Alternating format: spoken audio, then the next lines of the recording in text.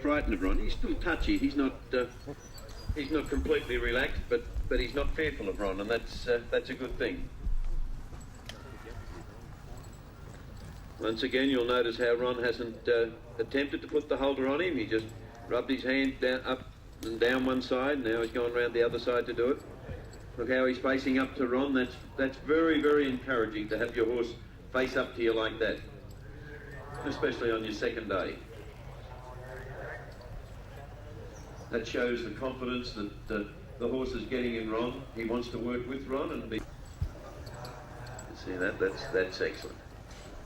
Didn't come up to Ron, but at least he's turned round and faced up to him, and that shows you that the horse wants to be part of you as the horse handler.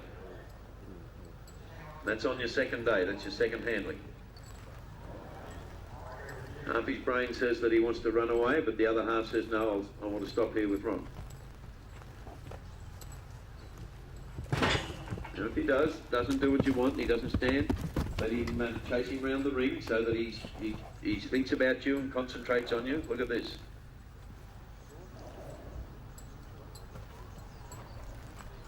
Now, this little fella's a fairly fiery little bloke, and he bucked with the saddle on yesterday. Notice how Ron walked up to him then and then stopped. Now there, when he didn't want to move, that's just a little bit of confusion. Ron's been getting him to come up to him, and then all of a sudden he wants him to run away from him. So that's just a little confusion. Notice how Ron puts his hands up just to get him to go away. This horse is very tractable. See how just the slightest touch on the halter will bring him round.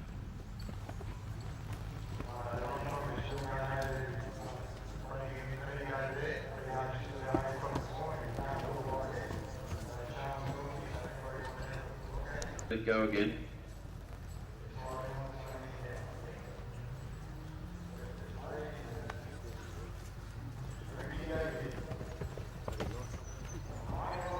Now you can see with this fella, he's very, very quick. You can see that.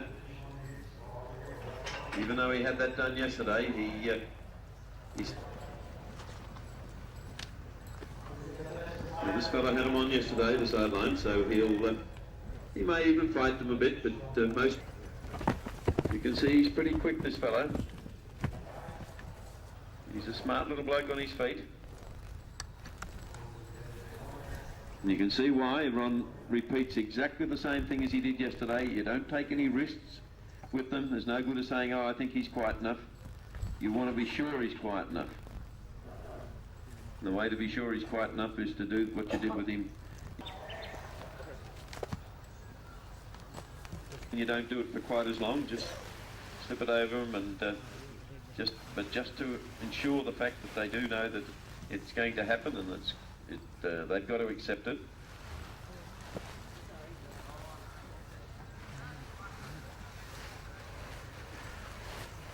Now you saw him in the ring there before without the sidelines. There's no way known you could do that without the sidelines. He's very smart, this little bloke, and very, very quick.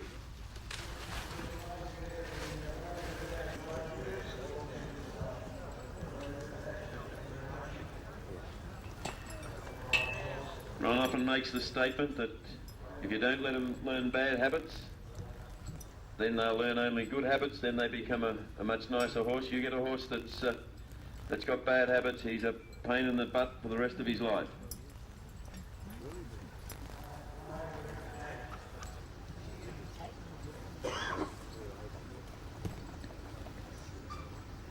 Now you can see this little fella, he's still got himself fairly tense. Yesterday, Ron said when he let him go, he bucked and pig-rooted around the arena there. Now what he'll do is just climb on him here and get him used to it. The weight on the saddle, the pull on the saddle. Get him used to Ron sitting above him on his back. Won't get in the stirrup irons whilst you've got the sidelines on, because if he jumps or does something wrong, you just step away from your horse then. And you've got to remember, there's no good if you get hurt. I'd have to take over and there'd be no bloody good at all, Ron.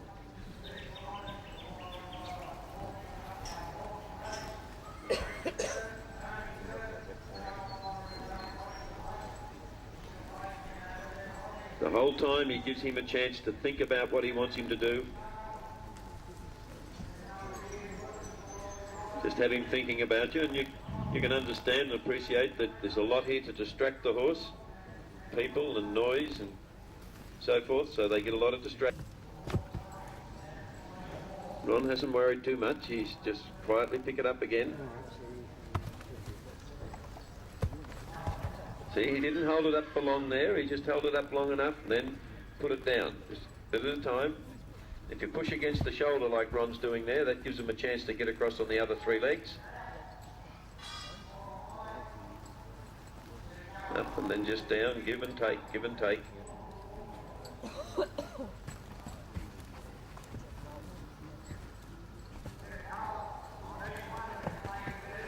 Now, he was better on his back leg than he is on the front leg.